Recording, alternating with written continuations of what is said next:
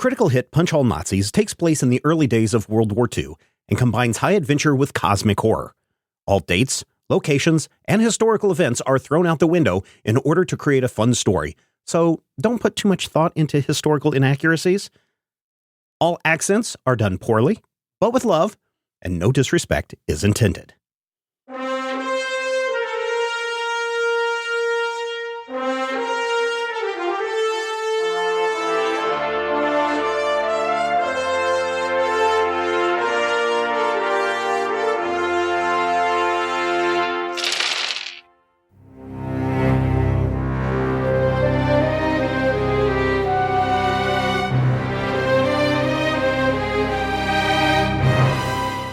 You are spending some time recovering. What are you guys going to do? What's your next move? What's going on?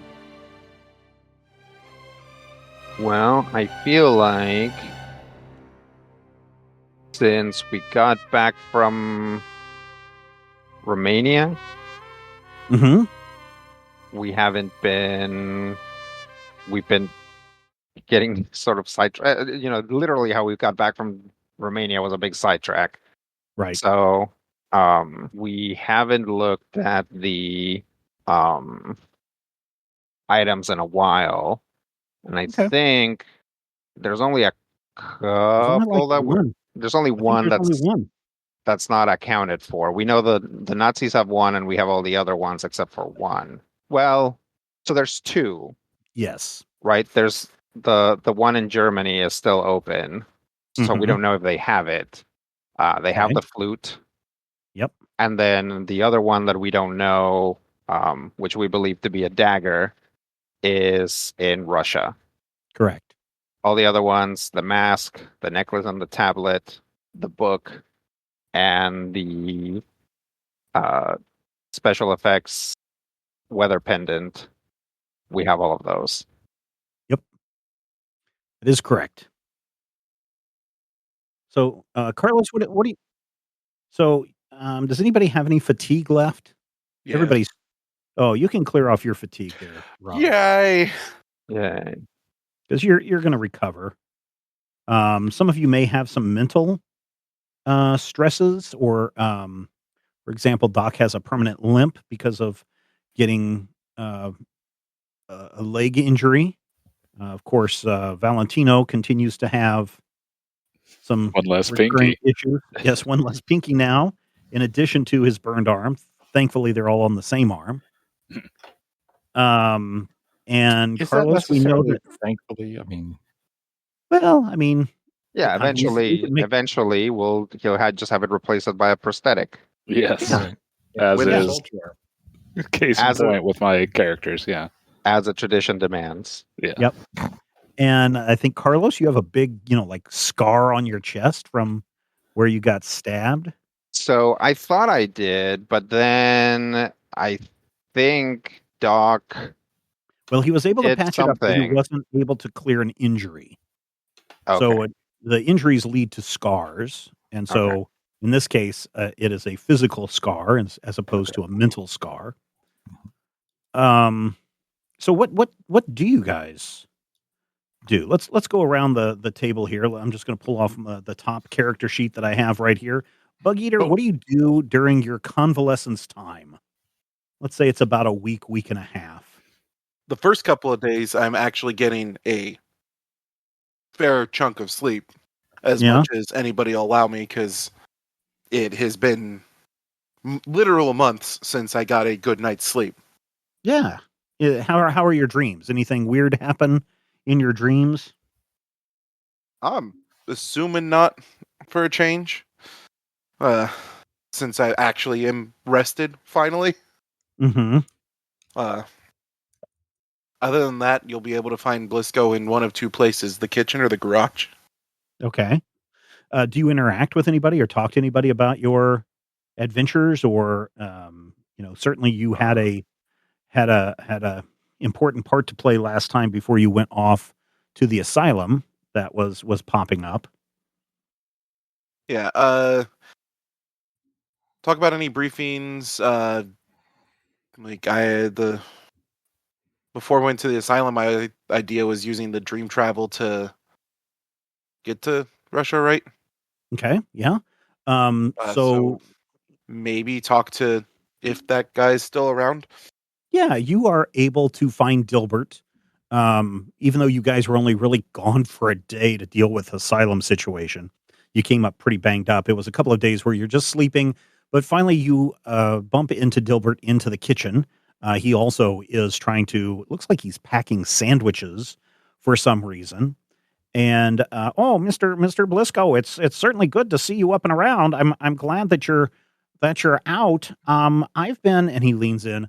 I've been doing some research into the key and to the Dreamlands. Okay. And? Yeah. Well, it's easy to get people out of the Dreamlands back to reality, but I've been having a very difficult time trying to take people into the Dreamlands with me, even when I'm holding the key. Not helpful for what we want to do with this with. Everybody check your inventories. For? I don't know. Something you may have acquired recently. My most recent acquirement is a blue pill. Okay. That provides Me too. Move. Is it one of what's his name's books?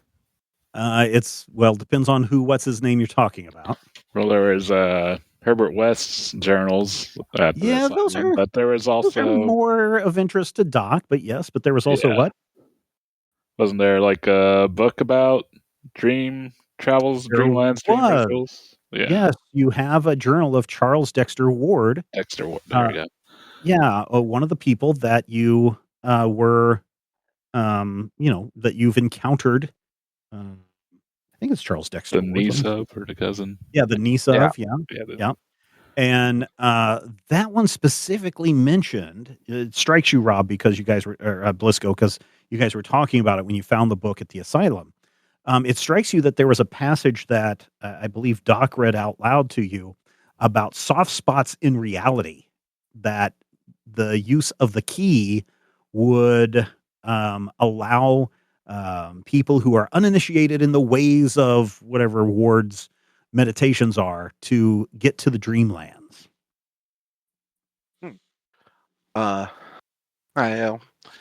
We found a book that mentioned the Dreamlands while we were at the asylum. That's interesting. Oh, who had it? Do I remember who had it? I think Carlos probably has it. I would check to see if Carlos still has it. If he's not, I will do a quick look around for Carlos.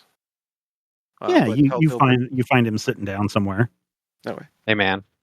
Hey, do you still have the book that mentioned the Dreamlands? Which one? This one or this one? Something about soft spots and people finding it easier there? Oh, yeah. This is the one here. This is the one about the soft spots. Oh, fascinating. Charles Dexter Ward. Hey, didn't you guys meet like the niece of Ward somewhere? Briefly. Oh. Yeah. Okay. Well, there should be some good reading. And Dilbert scampers off somewhere. I kind of wave at him with the other book I have, which is The King in Yellow. Be careful. Carlos, why don't you roll me a will plus resilience D2? Can I use my Dauntless talent? What does Dauntless do again? Whenever you attempt a skill test to resist being intimidated or threatened, or to resist fear and panic, you get. Sure. I can basically buy one for free. Yeah, sure. I'm gonna buy one for free then. Okay. There we go. 2 successes. Hey, 2 successes. So is that 3 total then? No, I don't have a resilience. Because didn't your Dauntless you said? Oh, it gets you to buy a dice for free. It doesn't give you an automatic. No. Yeah, just buy a dice for free. Yeah. Okay. So basically, I can spend 0 momentum on my first die. Yeah. So you seem to have a clearer head as you're reading through The King in Yellow. You are pretty much able to get through the entire first act. it's only when you get into the second act that shenanigans start to arise. Well, it may be that somebody comes in and interrupts you, just like what happened now, or that it might be you're called to dinner, you're called away, or a lightning storm, or a strange smell distracts you. But you're not able to get into that second act without being distracted. And of course, that means you go back and you start over from the beginning each time, and nothing is really bothering you. You're just like, oh, now what was that again? Let me check this, because King in Yellow, the play is so very confusing. There's so many people, and there's implications again that one person may be playing multiple roles. There's this continuous discussion about the king is coming, and in Act 1, the king never arrives. The queen is trying to assume control of everything, and there's something constantly lurking, but you constantly have to keep going back and starting over from the beginning on that. That's all right. I'm taking it easy. Like, I'm not forcing it. I figured, like, I literally can't get rid of the book, so when the book wants to tell me, it'll tell me. So I'll, make another attempt, and if it doesn't work, I'll put it aside for a bit. Okay. There's no. Do you have any feelings towards the fact that you seem to not be able to make it to the second act, or does that not even occur to you, do you think? I'm sure it's a little annoying, but again, that's the thing, is like, basically the way that Dutch is approaching this is like, people are like, this book is bad. Like, bad things happen to people who read this book. But anytime he tries to get rid of the book just comes back. So his approach, or at least his philosophy about this, is the people that tend to read this book and want something from the book, right? They want power, they want information, or they're just kind of hapless, like like local theater directors that try to put on the play and it's cursed. So by approaching it without trying to, like, it'd be fine to like suss out its secrets, but like, Carlos is not trying to get power out of this. He's not trying to contact the King in Yellow or Big H or Little W or whatever. So you're sneaking up on the book. Yeah, kind of. He's like, it's like he knows, like, Carlos is good at protecting his brain from this stuff. He's just kind of, I have a talent and a decent will plus resilience, so he's kind of developed a skill for resisting this stuff. And so he's just, by approaching it like purposefully, but without the like, it's like approaching it greedily would be a weakness, right? And something that potentially the story or the curse or whatever can exploit and make you go crazy. So he's just like approaching it calmly with his defenses up and seeing what the book yields. Okay. It's really weird now that Dilbert and Bug Eater have left. You can't remember where you're at, and so you just start back over at the beginning of the chapter again. Yep. Bug Eater, as you get back to what you are doing and you maybe head out to the garage, you notice, even though it's been a couple of days, there's something weird about the grounds. They don't seem as kept up as they used to. Certainly a lot of the quote-unquote grounds people, there seem to be fewer of them, and those that remain seem to be under a lot more scrutiny than you remember. And word filters around that it's probably because a lot of the Norn were also working on the grounds. They were infiltrating the grounds to the point where so that they knew who to target, where to target, those kinds of things, and then sneaking back to the asylum to do their stuff at night. And so the grounds, even though this is a big estate, look a little shoddy, even though it's been, a couple of days. Well, I mean, you said there's a number of them were part of the Norns, right? Yeah, in fact, you remember interacting with one of them. He was always wearing, he always had a red hood, and he had like a big leather apron over that, and then boots and those kinds of things. You remember somebody like that on the grounds, and it triggers. Oh yeah, there were probably other people who were wearing these red hoods that you thought were just kind of like pullover hoods to keep them protected from the winter, that were actually probably the Norn in disguise. I mean, that would make sense why the grounds are more unkempt than previously, is that there's fewer people here. Mm-hmm. I'll go to wherever. Well, I'll go to the garage that we had that one big fight in. Oh, the gardener's shed. Yeah, the shed. Yeah. Yeah, you go over there, and people have gone through and cleaned it up. So if you were looking for any kind of etchings or anything that the head groundskeeper may have had, those aren't around anywhere. The tractor has been moved out. It looks like the people in charge have tried to go through and scour this place to see if maybe there were any hidden devices or traps or anything in this place. Certainly, you can see still a lot of blood on the ground from both the Norn that you killed and from the White Witch when he was there. For the most part, though, this place is looking less like a garden shed and more like something that has been abandoned. All right. Is there any other place on the property where a lot of groundskeepers might have been? Yeah, there certainly are. Some of the other sheds. There's the arboretum that you can go. Certainly, you can see a lot of people moving in and out, trying to get the plants that have been in there over the winter back out into the sunshine. And you see people that are tending gardens, especially what used to be flower gardens. Because of the war that is going on right now, a lot of that has been converted into vegetable gardens. So you see a lot of people tending to that and going in and out of various buildings on the campus or on the estate. They all appear to be cheery and happy. We'll come back to you here in just a bit. Okay. Doc, what are you doing during this week and a half? I think primarily listening to phonograph records to get the Happy Place song out of my head. Okay, yeah, you can certainly do that. What did you do with that record when you came back, by the way?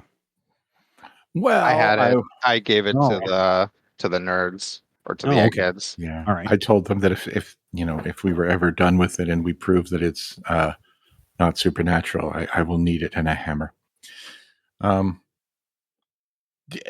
With a return to a little bit more sanity, Doc has actually been questioning the possibility of possibly making peace with Sally. I know that she's not as openly hostile as previously, but also there's really no way for him to address that without being just flat out, "Hey, how are you?" So I'm not sure how to go about that. But it's definitely something that's ruminating in his head. Okay. Boiling like a stew. Okay. So what are the phonographs that you're listening to? There's, you are on a pretty highfalutin estate. Yeah, Houghton's got a really, really lovely version of Ride of the Valkyries, but for some reason it tends to bother people. So I try not to listen to that. Eddie Wagner. Yeah, Wagner, definitely a whole thing. I know that there's some of that new jazz stuff that's really kind of awesome. Yeah, it's unfortunate though, because I mean Towton, I'm from Massachusetts, so Yeah, it's unfortunate because Towton doesn't seem to have a collection of that. There may be, there's radio at this time. Yeah, but they're all British, and it's all like at the time will be 26 Railroad, and I'm just this isn't about enough. Yeah. Probably the popular records of 1929. Which is kind of, I'm sure he's got some Glenn Miller in there. You should look to see if he has a recording of Bolero. That'll kill like 15 minutes solid. Yeah. Ooh, there is a Bolero. Okay. Ooh, and it's from. Is there anything else that you want to do, or? I'm definitely going to want to restock my medical kit, and I would like to possibly see. Well, we know that the book is. There probably are, but I can't think of anything. You know how it is. You get distracted and you're just sitting there and you're like, I should really do that. Everybody has a water buffalo. And it's just, and it comes back. And every time you try to have a thought, so. Okay. Yeah. What about you, Valentino? What are you doing? Probably hanging out with the eggheads more than anything. Oh yeah. So what are you guys? What kind of adventures are you guys having? Are we having adventures? I mean, that's up to you. Yeah, probably just adventures and research. The adventures of the Ascot Racers. So what are you researching? Probably just anything and everything we can find on all sorts of stuff. I don't know if these particular eggheads would be any good at like the engineering of reverse engineering the darn blimp that we got back, but oh yeah, that was a lot of people were still kind of tearing into that. They're very excited about this propulsion system because they discovered that it's running on Blauer technology, and so they're now even more interested in just how much of the Blauer crystals do the black sun and the whatever the hell the other guy's group is called.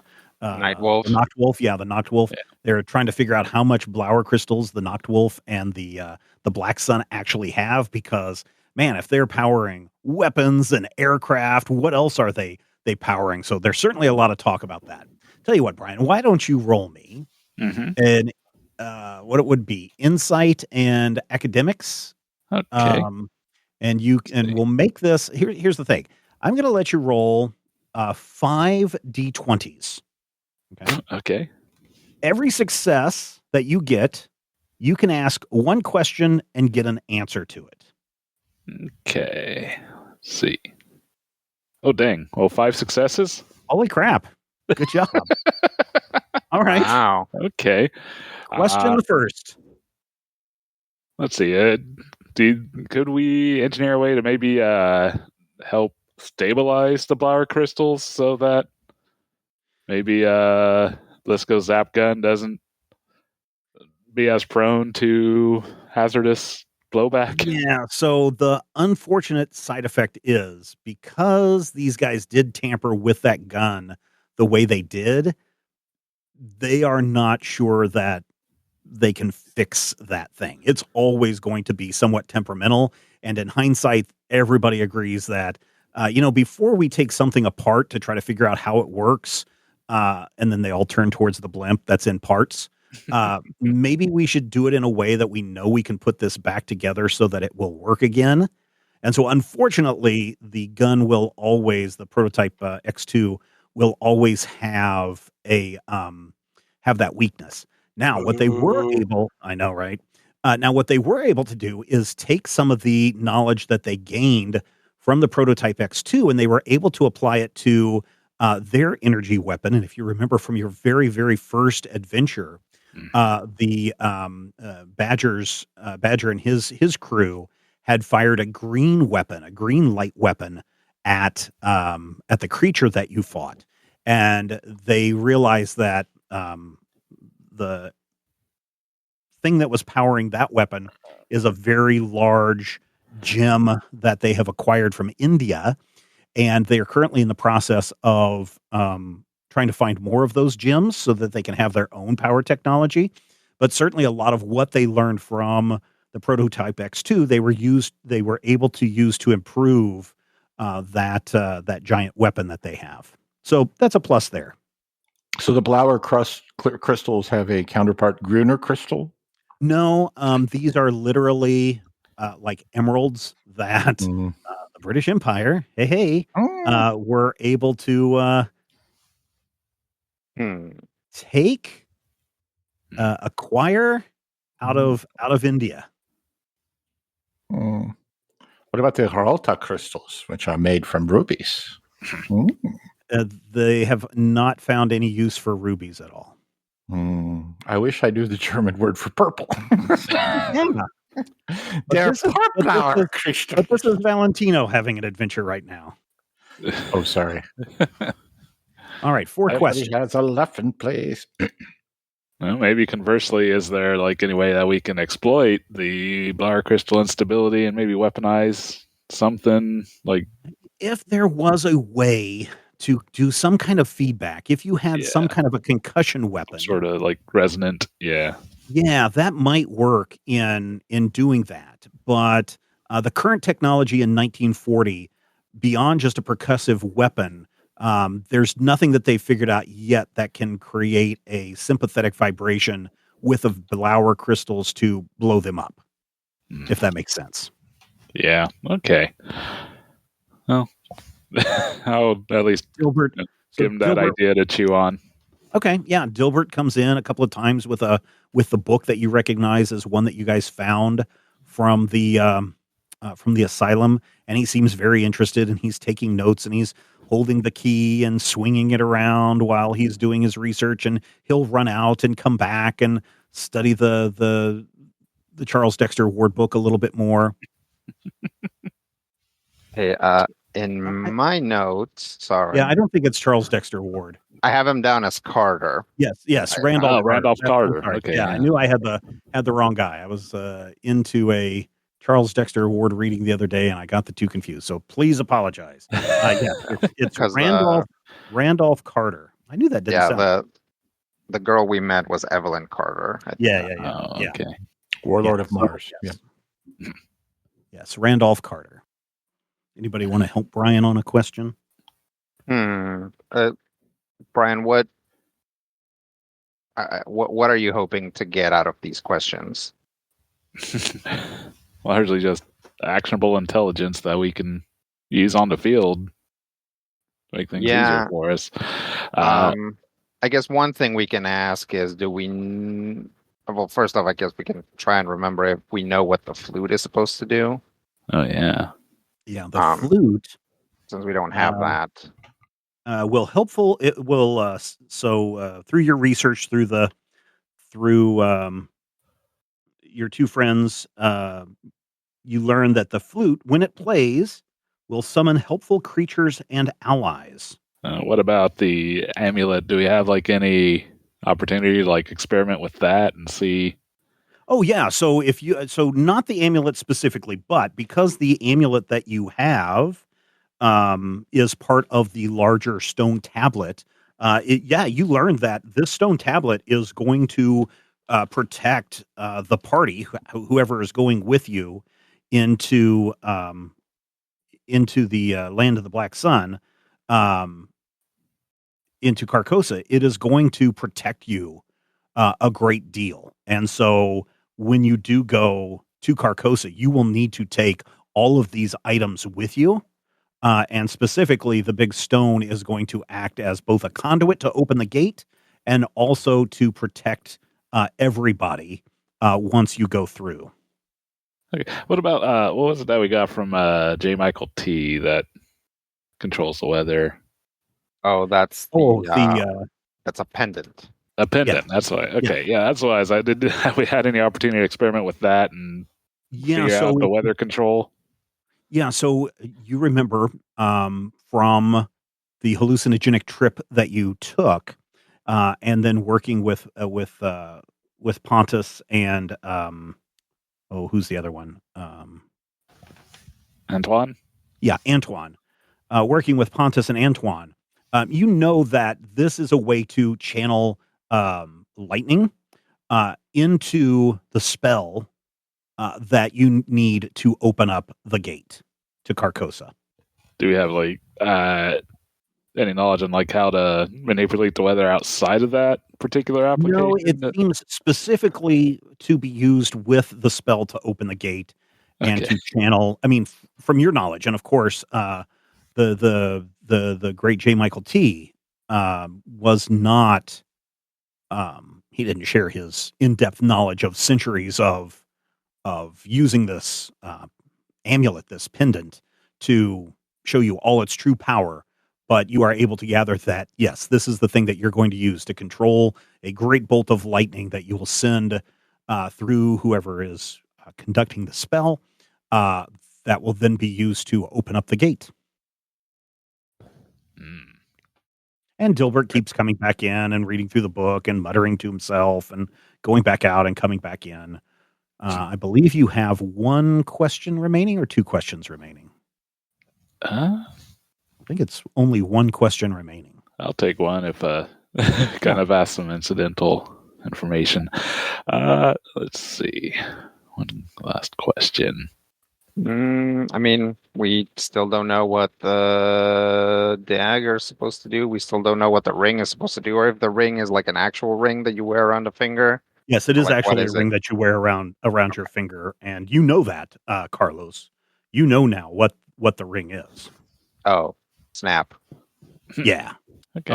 Sure. What about the dagger? What can we learn from that? This is a ritual dagger that you, again, thinking back to the trip that you had, thanks to the great J. Michael T. This is one that you're going to that is used in the ceremony to, again, as many ancient ceremonies and ones that deal with the arcane involve. This is a ritual dagger that you will need to use to, again, the spellcaster will have to bleed in order to get the ritual to complete. So what you know about the ritual is that, and this is all from your hallucinogenic trips that you had in Romania, as well as talking with the fellow scientists and researchers and Pontus and Antoine, and really putting your heads together over the week. This is what you kind of figure out about the ritual that you need to open the gate to Carcosa. You will need to wear a mask, which will allow you to speak with spirits who will tell you the proper way or the proper words to say in order to complete the spell. You will use the big stone tablet as the altar for when you are performing the ritual. It will also serve as kind of the receptacle for receiving the blood that is spilt by the ritual dagger. The spell also entails using lightning from the sky through the spellcaster into the tablet to open up the space, and then once it's opened up, you can go through and use the tablet for protection. You're still not super knowledgeable about what the ring can do, but it also appears to be perhaps a power source of some kind that the spellcaster would use. You remember seeing in your state that the ring was glowing while you were uttering the words. The flute is being used to summon the spirits to talk with you via the mask. And in order to find the right spot to open the portal, you need to use the orb to lead you there. And then presumably once you're through the portal, you can continue to use the orb to lead you to the space where the Key of Solomon resides. And I think that's everything. And then we find a Carcosan toilet and we flush the Key of Solomon down it. Yes. Or destroy it in some way, shape, or form, yes. That'll win us the game. Yes. I mean, if that's all you're concerned about, yes. That'll win us the war. Yes. That is the end game, is to destroy the Key of Solomon. Now, interestingly, again, because of what Pontus and Antoine have done, they've used that orb multiple places across England. They notice that it all points to the same spot in Germany. So you know kind of where you need to go to open up that gate. I see. Yeah, that seems like a good last question. You now have researched what all the things do, and you know kind of how to perform the ritual to open the gate to Carcosa. You're just going to need all of the elements to make it happen. Carlos, what else are you doing besides reading the King in Yellow during your downtime? Probably going around and like checking in with with the staff and like with the other members of the sure. What is this section M? Section M. Yeah, who do you want to check in with? I guess I just saw Blisco and Dilbert, so I'll check with Sally. Yeah, that was like 2 days ago. Oh Man, you lose a lot of time when you're reading this book. Yeah, as you're wandering around trying to find Sally, you look outside and you see Dilbert taking that key and just kind of pushing it around in the air, and then going to another spot and pushing the key around in the air. It just seems rather frustrated in what he's trying to do. You do find Sally, and she's like, "Oh, Carlos, I'm glad to see that you're feeling better." Yeah, are you doing all right? Yes, I feel very refreshed. The Norn are no longer causing me grief in my sleep, and apparently no longer for you or anyone else. Certainly, Lord Towton is feeling much better. Yeah, I gave the a record that we found there that has some sort of influence on it to the other members of the research team. So yeah, I don't know. It was a very catchy tune. It was really really fascinating. Everybody has a happy place, and she kind of sings along with it. It just makes me feel good all over. Yeah, I don't know what happened to that record. You don't know what happened to that record? No, you gave it off to the researchers, and they reported that they really didn't think that anything was wrong with it. They played it multiple times, throughout the last couple of days, and they all seem very happy as well, happy and content. Because everybody has a happy place. No, yeah, I'm aware.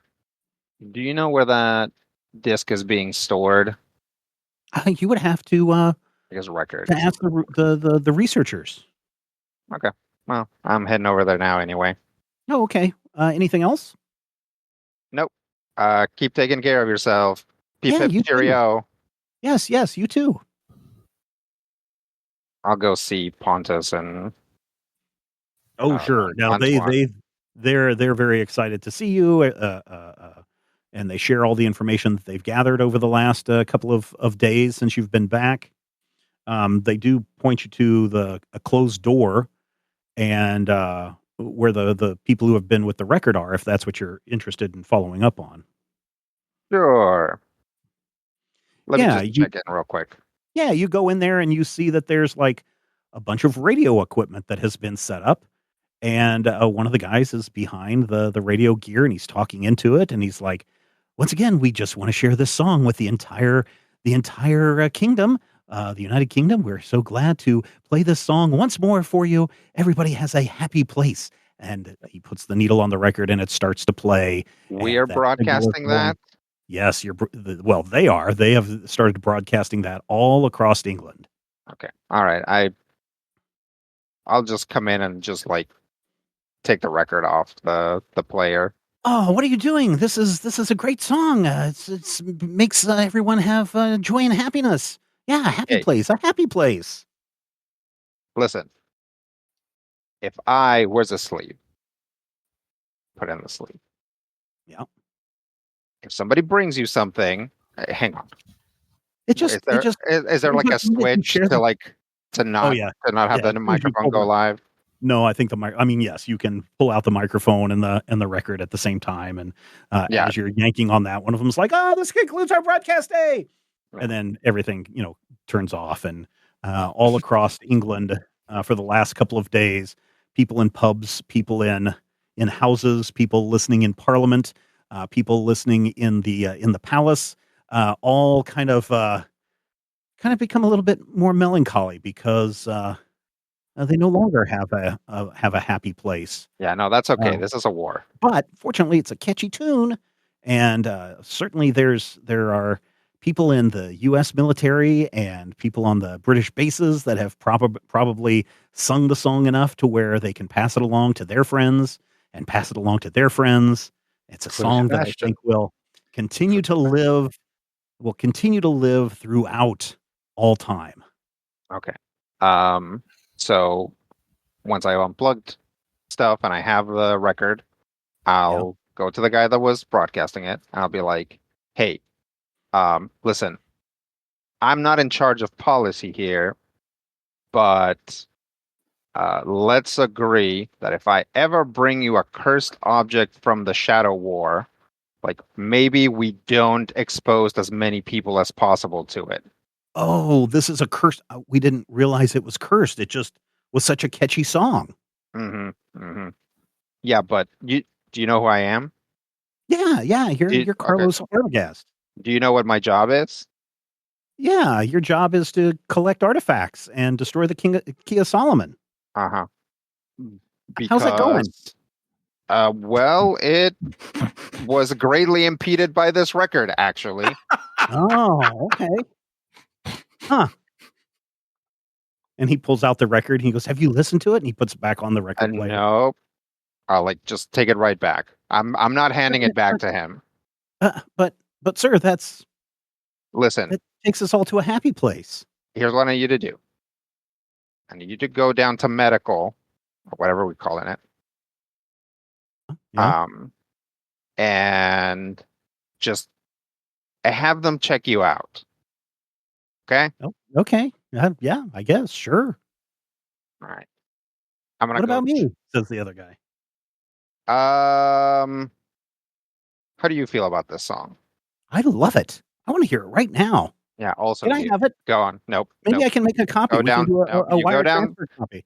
You go down to medical, and I'm going to go talk to some people about this, and hopefully we can keep you on as researchers. But I think your radio days are over. Oh no, we're not radio people. We just thought we should share it, and we knew that we could broadcast this with this equipment. We just thought that it would be fun and happy. Again, don't listen, man. I don't like figures of authority. Don't make me tell you to go down to medical to get yourself checked out. I'm really not a figure of authority. I'm just kind of like a No. What I'm saying is I don't want to be one. Okay? Oh, so why don't we agree that it's a good idea for you to go do that so I don't have to pull rank on you? And he's like salutes you and says, yes, sir. I will follow your orders. Exactly, sir. And the other one's like, yes, sir. And he also does a half weird salute to you. Is this how we salute Americans? I don't know. And then they both kind of wander off and they're like, everybody has a happy place to go. Oh. You were standing there with a record. Yeah, I'll walk back out into the where the rest of the researchers are, because I'm assuming this is like an alcove or like a side room. Yeah, this is like a separate building. Yeah. So I'll come out and, assuming that I have I can see everybody else at their tables or whatever, I'll be like, attention research staff. And they all look up, including Valentino. If we bring you a creepy item from a mission, please, A, don't share it with as many people as possible. Don't broadcast it. And B, if you don't know what it does, come talk to the person that brought it in. They'll probably at least give you a clue. This record has some sort of weird curse on it, or is a curse. There's something wrong with it. Don't play it unless you're going in realizing that there's something weird about it. They all salute you. Yes, sir. I go down and I hand it to Antoine. Oh, I love this song. Okay. Fantastic. We travel down the time stream to the year 1946, where a man by the name of Walt Disney has heard this song during the war, and he thinks it would make for a fabulous tune in his upcoming live action animation integration, a little film he's calling Song of the South. Yeah.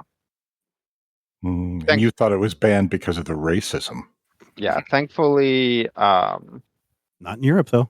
We hadn't cleared out all that stuff, so that's only gonna make it as far as like 2010. Yeah. Good God. I mean, come on, people. I mean, I could have smashed it. I was like, I mean, you can still smash it if you want. Could have smashed it. That's too late now. I mean, it's already. I mean, it's free. It's heading for Walt Disney right now. Yeah. Hey, trust me. If I thought that smashing these things would actually help, like half of the things in this list are made of glass and porcelain. Like, there's a reason why we're not smashing them, and that's because we can actually learn stuff from them. Like, for example, how to combat it. Oh, yeah, says Pontus. Oh, yeah, that's something we should work on. That's a great idea. And if you're not actively researching this, please lock it up. Oh, yes, right away.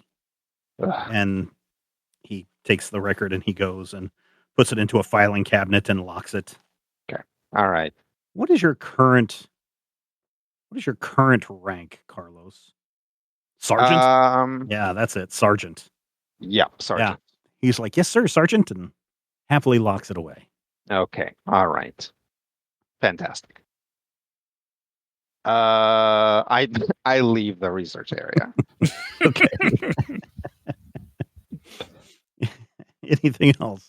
No, probably just gonna go have something to eat since very likely he hasn't eaten in like 24 hours at least. Yeah. Did you want to check in with anybody else? You said you wanted to check in with the. I did, but this was kind of exhausting for him, so he's gonna take a little break at least. Okay. All right. Sure enough, you go in and in the kitchen, you see it's fairly empty, which is odd.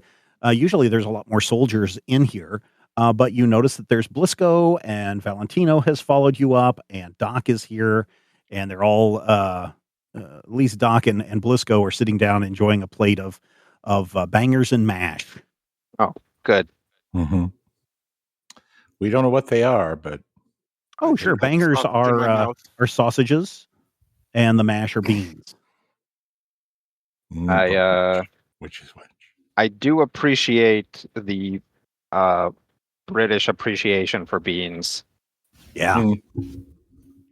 Where I come from, we just call them beanie weenie. Of course, it could be mash, could also be mashed potatoes, but typically I think it's I thought it was sausage and mash. Yeah, sausage and mashed potatoes, but there's also like beans, a bean version, I thought. Yeah, so. Beans on top of the mashed potatoes. Yeah. And if not Brits, then it is now. And remember, clearly, back in 1940, there was a bean shortage. Yeah. So that's when they started using potatoes instead. But this is the original. Bangers and mash. Yeah. So So here we go. So a full English breakfast is meats, black bacon, sausages, black pudding, eggs. They can be done any way you like. Potatoes, which here it says baked beans or hash browns. A vegetable, usually a grilled tomato and mushrooms, some kind of bread, and then tea or coffee. So there you go. I was right on the beans. Back bacon or black bacon? No, back bacon. Back bacon. Okay. Yeah. Because I heard black bacon, and my first response was bam-a-lamb. But I mean, have you ever seen the sausages on an English breakfast? No, yeah, I'm guessing it's the little black puddings. It's like they're little black blood sausage stuff, right? Yeah. Blood sausage is gross. I know some people love it, but growing we up, we have blood sausages in Mexico, but I've actually never had any. I actually, so side story, listeners. Growing up, my great grandfather immigrated. Great grandfather on my father's side immigrated from Croatia in the 1900s, probably 1910, somewhere around there. Came to America and settled in the Strawberry Hill region of Kansas City, which is a lot of Croatians live in that neighborhood. In fact, by the time that I was around, most of that neighborhood at one point was occupied by all my aunts and uncles because they all lived within reach of one another. But we would go anytime there was a big event. We would go to my great grandfather's house, and we would have big meals and just big family gatherings. right up the street from my grandfather's house, great grandfather's house, was a meat place. A butcher. Shop. Butchery, Yeah. And one year with a family reunion, my Uncle Frank and my Uncle Chuck were like, hey, let's go up there and get some blood sausage and we can all have some blood sausage. And I was like, yeah, I'll tag along. And some of the other cousins were like, yeah, we'll tag along too. And we go in there and we got to literally see how the sausage was made, including seeing all the extra blood spilling all over the floor and into the drain and all that good stuff. Yeah. And so you can imagine my reaction of seeing, some kind of a grain and blood packed into a sausage casing. An intestinal casing? Yes, an intestinal casing was literally the last time as probably a 6 or 7-year-old that I ever ate blood sausage. So, see, blood sausage always has just like a distasteful texture for me. Yeah, it always reminds me more of like Braunschweiger, which, I mean, I like Braunschweiger. I loved it in college when it was 99 cents and you could buy like a big tube of it. But after a while, I'm just it's the filler. It's whatever they use as the filler, right? That's where the texture comes from, which is usually some kind of cornmeal, barley, oatmeal, buckwheat, whatever is the handy thing, and then the blood, which is I don't know. I don't care for it, but some people do. I appreciate that Steven's uncles in the meat story were called Frank and Chuck. Frank and Chuck, I noticed that. Yes, Charles and Francis is my it's okay. Yeah. Anyway, back to our kitchen scene. Back to our kitchen. Oh, hey guys. Does this taste like Braunschweiger to you, Blisco? Oh, yeah, you have to ask Blisco. Tastes good. How's your meat thing? Yeah, the blood sausage is very nice. You like it, Blisco. It's a little overcooked for your taste, but certainly the packed full of bloody goodness and broiled down to a char. certainly is good. Put that on a package right there. You're making yourself uncomfortable with that one, Steven. I'm just saying, if you ever look at blood sausage after it's been cooked, it's like, why are people eating charcoal? I mean, I feel like a lot of traditional foods from around the world is just like, okay, well, we have to do something with this. Mm-hmm. Yeah. So it's like we use the whole put a bunch of spices on it and cook it within an inch of carbon or breaking its carbon atoms. Blood sausage is not just a European thing. I mean, blood sausage can be found in every culture in the world of some kind because it's literally, hey, should we waste this? Let's mix it with the rice that we got from the field, or let's mix it with the extra grain, pack it in there so we can live through the winter and it'll be fine. And so you find blood sausage all over the world. But as soon as I see something black sitting on my plate, I'm just like, no. And so, but the thing is, my dad loves blood sausage. And so my mom would make two of my least favorite meals in the world, sauerkraut and blood sausage and cabbage rolls. And it's just like gross. I just do not like those things. Yeah. My mom loves liver and onions, so she would make that frequently. And that for me was that meal that I'm like, if I never eat this again, I'll be happy. Yeah. So when you hear blood pudding, they're talking about blood sausage. Okay. All right. Hey, look, everybody, it sure tastes good, Blisco.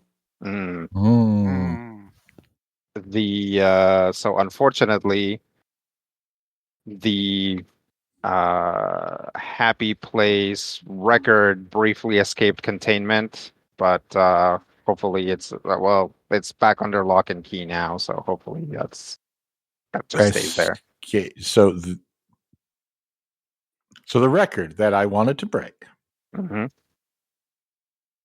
escaped containment. Yeah, only for a few days. I see. So now it's free in like here in the estate, and we're going to have to hear it over and over and over. I personally don't know how it works. But that is a possibility, yes, that we will continue to encounter it. Okay. That's okay. Hey, look, I appreciate that you were probably right about this one, but you know why I gave it to the eggheads, right? Oh yeah, I don't question that decision. I'm just like, I hope that the pressing of Beethoven's Fifth actually lasts. They don't have any Louis Armstrong. You believe they don't have any Louis Armstrong? Here? Let me make a few calls. Oh, cool. That'd be lovely. I'll see if I can ship us some of my old records, or I guess it wouldn't be old at this point. Some of my new records. Have you heard about this new thing called bebop? Is new. It's already a golden oldie. Yeah. Hello, Arbogast Estate. Hi, Higgins. Oh, Mr. Arbogast, it's so good to hear from you. Yeah, you too. Have you seen Felipe recently? Yes, in fact, I saw him last night. He's doing quite well. Oh, that's great. I was wondering if I can give you an address and if you can ship some of my record collection up here. Oh, yes. Philippe tends to listen to those quite a bit, though. Okay, well, I'll give you which ones I want, and then he can pull out some of the ones he wants to hang on to. Very good. We're just trying to civilize the Brits out here. Yes, of course. So I'll do that. I'll give him some names and give him the address and work out how he's going to pack them and pay for it and stuff. Okay. Well, I think the payment is probably not a big deal, but yeah, that one's not as big of an issue. And I'm guessing that I guess I should have probably cleared that with somebody, like just been like giving out the address to the estate. Yeah. That's okay. Maybe maybe they have a PO box. Yeah, there should be an address that we would be able to use. Yeah, certainly. Just sending it to you could definitely send it to Kent General Delivery, and it would be at the post office. Yeah, we'll do that. Very good, sir. Goodbye. Good luck. When do you might expect to return home? There's exciting things going on in Albany. Oh, there are. Yes, sir, but I can't talk about it. I've been sworn to secrecy. Don't even try. Okay, all right. It's not going to be for a while, as far as I can tell. But yes. How about I write Felipe and see if he can give me some of the lowdowns. Maybe he will, sir. Maybe he won't. Okay, all right. Well, that's fine. I'm glad to see that he's his own man. He certainly is, and I think it's through a lot of your influence. I'll take that as a compliment, Higgins. Yep. I'll speak to you later. Goodbye, sir. Goodbye. Hang up. Yeah, you put the you put the big white phone back into your pocket. And what else? You all noticed Dilbert running around, touching spaces and trying to stick the key into different things. Shazam! Has anyone pointed him in the direction of the trenches yet? What is he doing? Oh, is he looking for those soft spots? I believe so. Should we possibly take that? I feel like. Look. I'm starting to realize that this is a very special place. You don't get to be a researcher here without being a little unorthodox. Just like I'm pretty sure we wouldn't be alive right now as its field agents if we also weren't actually extremely unorthodox. So he knows the dangers. I would just let him keep doing it. But yeah, maybe we should tell him about those disgusting bugs we found in where was that? Leeds? The trenches just outside of Kent. Yeah, outside of Kent. Should we maybe escort him on that particular adventure? I think I'm not saying that we're not all 2 turns off of Plum, but I just feel that when I look at a person and I think maybe he's a little obsessed.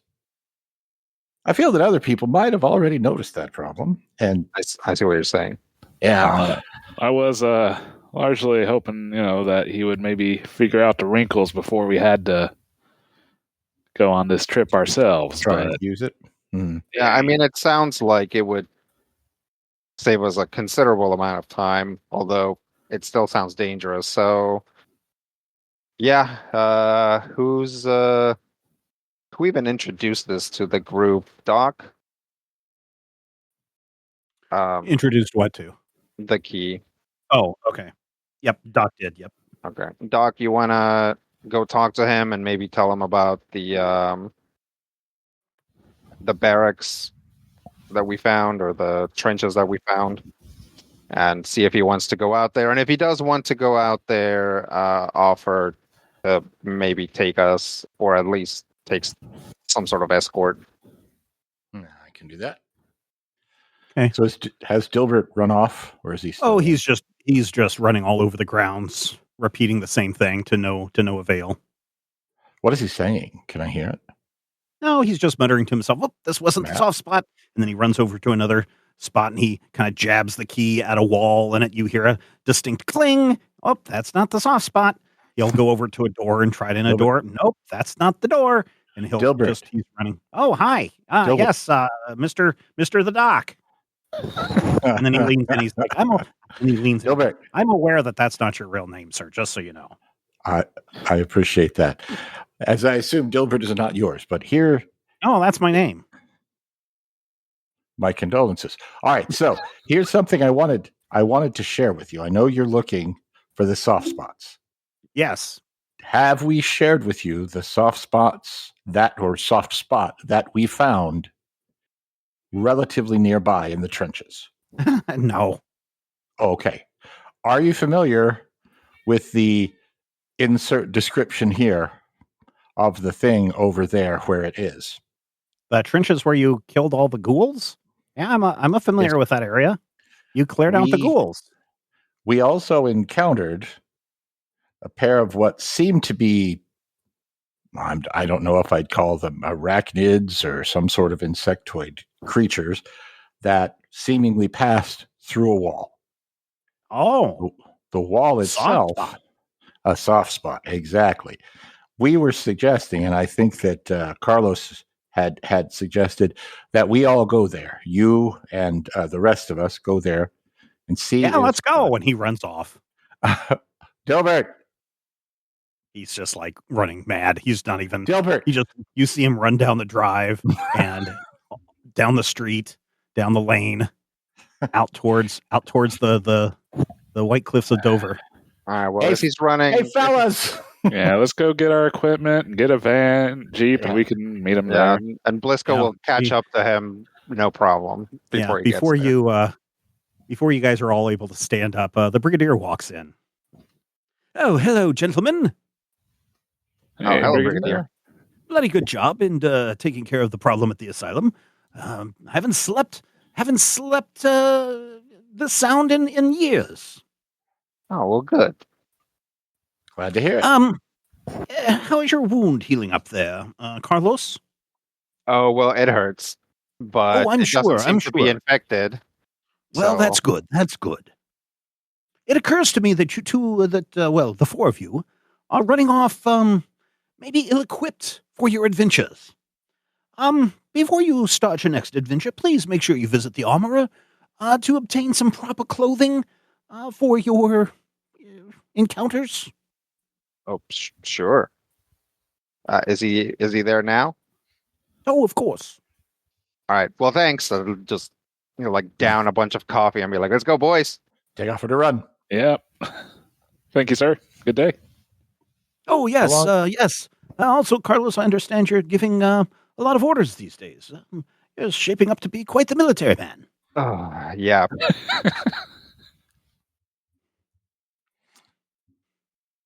Where are you off to in such a hurry? Well, we told Dilbert about the stuff we found at the old trenches. Oh, yes. And so he kind of took off on us. So we're gonna try to, get geared up and catch up to him. Oh, yes, okay. And he abruptly turns around and leaves. Cheerio. Yes. Goodbye. We can only play that game when I'm on the phone, so next time.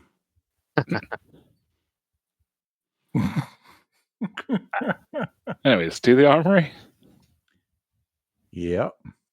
All right, so you guys go down to the armory, and of course they give you all new bullets and all the things that you need. Dutch? Yeah? How long do you think it's going to take Golthariaris to run 25 miles? I think it's only 10, but yeah. 10 miles? Yeah. I think we can catch up to him. Why? Oh, I just wondered if might be cut to ribbons by some sort of strange alien ant. Okay, we're good. So yeah, as I'm taking stuff and like inspecting it and like loading up, basically, I'm like, well, he's gonna get there, and that place is under military supervision, so they're probably gonna stop him at the gate until he can explain to them what he's doing, or he can sing the first two verses of the Happy Place, or maybe gets within an activation distance and zaps everyone to the Dreamlands. Who knows? But I think we can catch up to him. All right. Yeah, before you guys leave, the armorer is like, I was told that you boys are ill-equipped. And he looks at your clothes. Yes, very ill-equipped to take care of the dangers you've been encountering. And he pulls out some fatigues, and he hands them all to you. Make sure you're wearing these. Everybody who puts on the military garb can increase their armor by 1. Boy. Ooh. All righty. Maybe that will keep you from all dying as quickly as British fatigues, or I can like just military fatigues, like uniforms type things. Now you look like proper soldiers. Yeah. All right. Well, thank you very much. Yes, sir. And he salutes you. All right. Like, Dutch will make it a point to grab like his leather jacket and like throw it over the fatigues. Oh yeah. These are nicely pressed pants, khaki pants, and nicely pressed heavy duty like canvas shirts. Comes with a tie if you want to wear a tie. Sure. There's no insignia on the clothes. So, with your leather jacket on, you just look like a normal person. Yeah. Who doesn't like to contrast his clothing. In fact, all 4 of you look like you don't like to contrast your clothing. We're in a band. I'm going to put on a Panama hat. We're all wearing the same uniform except for our company guitar player. Bass player. Yeah. All right, let's go catch up to Dilbert. As you are about to leave the grounds, a bunch of Jeeps all pull up at once, blocking your exit. The Brigadier gets off the Jeep and he walks up to you and he's like, I'm also a little concerned that if you guys do go through I suppose he wouldn't say guys, but whatever. I suppose if you gentlemen, you dumbasses, I suppose if you fellows do go through this soft spot, that you may not be ready for what's on the other side. So these soldiers are at your disposal, and they may be able to assist you on this next mission. And they're all dressed, in casual clothing. Oh, okay. So we have talked before, and I've sent you emails before on how you've seen how group combat works when you're being attacked. But now you guys each command 4 soldiers. Okay. And so that will also add another layer of protection and another layer of power to your attacks when you are doing group work, when you're doing this kind of a group combat, if you get into any. My 4 guys are called the interns. Okay. I suggest Carlos's Angels. They all appear to be appear to be ranked soldiers of some kind, but okay. Fine. Well, because he's a doc. They're the Okay. residents. Yeah, the Okay. residents would probably be better for yours. Yeah. Okay. They are all They can equipped wear like with little helmets with eyes on them. They are all equipped with guns and rifles and that kind of thing. Okay. How many cars does it take? Is it like 4 cars. basically 4 cars? Yeah, Okay. 4 cars, one for each of you and your soldiers. Okay. I call this one. Vroom. And you are able to catch up to Dilbert just outside of the entrance to the trenches. Certainly the anti-aircraft cannons have been installed. In fact, it looks like a couple of others have been installed since the last time you were out here. And everybody is wearing their helmets, and the houses in the area all have big dark blackout curtains in them. And this appears to be the first line of defense for any German plane that flies over and attempts to bomb the countryside and destination London. I'll go show some paperwork to whoever's up. Oh, yeah, you recognize the person. He's like, oh, yes, very good, very good. Go on through. Whatever you need. All right. Go in, park some Jeeps, and I'll be like, okay, squad. Yes, sir. Last time we were down there, we encountered some ghouls who are sort of people that have turned somewhat monstrous. Yes. And can be very aggressive. Yes. But you and wiped them all also, out. we did, but we don't necessarily know that we got all of them, or yeah, they could be back. I'm just saying, this is what we encountered last time. Mm-hmm. They're all taking notes in their little flip notebooks. Mm-hmm. And then also, we encountered a strange phenomenon on one of the walls and saw some strange, what would you say, arthropods? Some really big bugs. Yeah. So that's... We call them monsters, sir. Oh, sure. That's the direction we're going. We are going towards that. So just so you know, that's the sort of thing that we're going to be dealing with. The brigadier said we were supposed to follow your orders, so we're following your orders, sir. All right. Just letting you know ahead of time. It can be a bit of a surprise when you encounter your first aberration from beyond the moon. Oh, they all kind of look at each other. Yes, right. Okay. Hey, lead on, Delbert. Dilbert doesn't know where to go, and he's like, you guys know where this soft spot is? And he sticks the key into the ground right at the entrance. Is it here? No, it's not. But you know what? You're right. Let's actually keep you in the middle of everything.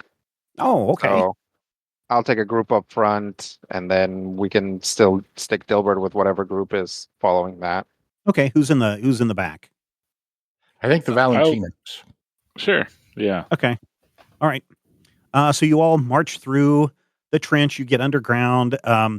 It's still kind of stinky, but it's not as stinky before. The smell of rotting flesh certainly is not present, but decay, mold, the mildewy smell, the rot smell of vegetation still permeates this place. And after a couple of minutes, you were able to work your way down to the back of the trench area. You're able to squeeze through some stones, and then you get into the area, the chamber, where, Blisco, you saw the soft spot, or you felt the soft spot. All right, Dilbert. It was this wall? Okay, and what do? You just point to it, or? Yeah, like big gesture. Like I had put my hand on it and kind of went through, but not really. Oh, okay, sir. And Dilbert goes up and he kind of dinks the key right into the wall. Ooh, this is not a soft spot, Mr. Blisco. Maybe you should try it, Blisco. Okay. I'll walk up, put my hand on the wall. Do you have the key? Nope, not yet. Oh yeah, you can. Everybody is amazed that your hand kind of pushes into this solid stone as if you were pushing into a soft mattress. All right. Wow, that's incredible, sir. Looks like you've indeed found a soft space. Should we all link hands or something? Before we do that, can anyone else push on it and have it be squishy? Well, the last time you tried, nobody else could. I would like to try. All right, you push on the wall, and it feels like a solid rock wall. I push on the precise space that Blisco just pushed. Yeah, your fingernails come away with dirt and grime under them. All right. Let's have Blisco try the key and see if we can. It maybe hopefully like stabilizes it so that others can cross. Yeah, hold up my hand for the key. Gilbert reluctantly gives it to you. Be very careful with that, sir. That's the only one I have. Steven, can we hear what the key looks like again? Yeah, it is a large silver key. It is about, what did I say, 6 inches. It looks like one of those oldie-timey door keys. You know, it's got a loop on one end with the long rod, and it's got like 2 or 3 little teeth at the other end. It almost looks like a key that you might get if you were awarded a key to the city. It is somewhat cartoony in nature, but it appears to be made out of solid silver and engraved on the, I guess, the stem or the spine of the key. Engraved in it, it says the key to the Dreamlands. In English? Of course, yeah. Why not? All right. I'll put it. Yeah, how hard do you push? A lot of push or a little push? Just a little push. I don't want to. Yeah, sure enough, you bend or break. Your whole arm goes through the door, and it's so surprising that you. Let's do an agility. We haven't done a roll in a while. Let's do an agility and athletics D2. D2, and we have no momentum. Nope. You've already got 8 threats, so might as well give you another. Okay. I have the worst, or some of the worst agility and athletics in the group. Oh, only one success. Yeah, as you push into the wall and it goes up to your arm, you're a little surprised because you were expecting a lot of resistance, and you suddenly trip and fall through the gateway completely, the soft spot completely, and you're standing there in this big open field area. You are inside the Dreamlands. If you turn and look back, it does kind of look like a shimmering window that you can see everybody through the other side. Let's go. Try and reach through the window right away. Yeah, everybody who's in the chamber, you can see a hand reaching out through the wall towards you. I want to grab his hand. Okay, you take his hand. I grab Doc. Okay, you grab Doc. Are we pulling? Well, does his hand seem distressed? No, yes. He grabs a hold of your hand. Oh, you are distressed? Okay, let's go. Like, Yeah, you grab pretty hard. Okay, all right, pull him out. All right, you pull and pop out comes a Blisco. You okay? Yes. Now, okay. What you saw reminds you of everything that you saw in your dreams. It's a pathway to the Dreamlands. Right. Would you say it looked more like a plains or more plateau-like? Looked like a grassland, so probably plains. Grassland, plains. Okay. All it's right. like the undeveloped areas of home. Yeah. Well, good to know. All right. So can I see the key for a moment? Okay, sure. While he does that, I'll go over and see if I can push against the wall. Yeah, you push against it, and wow, solid. Rock solid. I would like to try to push the key against it and not be Blisco. Tink, tink. Tink, tink. Just like Dilbert. Dutch, try this. I try it. Tink, tink. Just like Dilbert. Okay. And just like Doc. Push against the wall without the key. You push against the wall and it is soft, pushing into a firm mattress. Okay. Maybe. So there's resistance, but not. Yep. So how about this? Maybe you push the key in and that softens up everything. We walk in and then you walk through. That seems reasonable. Okay, let's try that. Yeah, I'm going to hold the key in the wall. Yeah, and you feel like there's a lot less resistance now. In fact, almost no resistance. Almost like you can walk through, and you can now feel like a cold or a cool breeze on your arms from where you've pushed your arm through the spot. I try to gently push against the wall. Yeah, you walk right on through, and you are standing in a vast plains area in a definitely not in the trenches of Kent. Okay. Or Dover. I'll go with him. Yeah, you can walk on through as well. Your soldiers walk through with you. Mm-hmm. All right, let's go, everyone. Okay, says Dilbert, and he walks through as well. Dilbert, I thought you'd be more excited about finding a soft spot. Yeah, but I wanted to find it. Maybe you'll find the next one. I felt like this was my hero's journey. Hey, look. Shut up. Yes, It's sir. all classified. He sadly we all know you. who led us here. Yeah, he sadly salutes you. Yes, sir. All right. And walks through. And now you are all standing in the plains. Tall grasses blow around you. It's a cool breeze. You are now in the Dreamlands.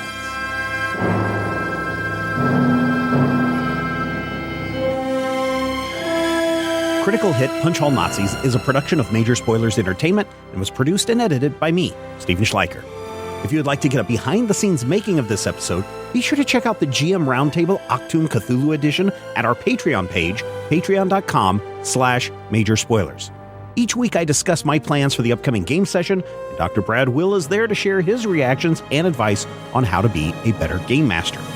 I will warn you, though, there are spoilers galore in every installment of the GM Roundtable Octoon Cthulhu Edition. So, if you don't like spoilers and don't want to know what I am planning next, don't listen to these episodes. Though, I will say, if you do listen, you'll be able to see how and where the players throw a wrench into my plans, and you're also going to have greater insight into the world that's being built into this campaign. Finally, we want you to record yourself doing your best on Critical Hit and send it to us at podcast@majorspoilers.com, and your voice will join the growing chorus of fans in upcoming episodes as well. Thank you again for listening this week, and here's hoping all of your dice rolls are critical hits. This podcast is copyright 2025 by Major Spoilers Entertainment, LLC.